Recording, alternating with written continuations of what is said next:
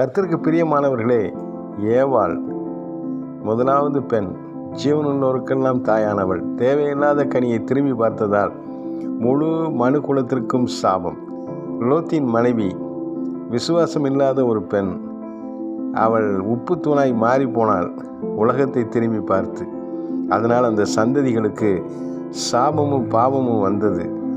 இயேசுவின் தாய் மரியாள் இந்த 2 பேருடைய சாபத்தையும் தீர்ப்பதற்காக இயேசு கிறிஸ்து என்கிற ஒரு பிள்ளையை பெற்றெடுத்த ஒரு உன்னதமான சகோதரி. பரிசுத்த ஆவியானவரால் தெரிந்து கொள்ளப்பட்டவர், கர்த்தரால் ஆசீர்வதிக்கப்பட்டவர். அவர் இந்த 2 சந்ததிகளும் முழு உலகத்தையும் முழு உலக ஜனங்களையும் அந்த லோத்துடைய வம்சாவளியிலே வந்த சந்ததிகளையும் பரிசுத்தமாக்குவதற்கு அந்த சந்ததியிலே இயேசு கிறிஸ்துவை பெற்றெடுத்தவர்.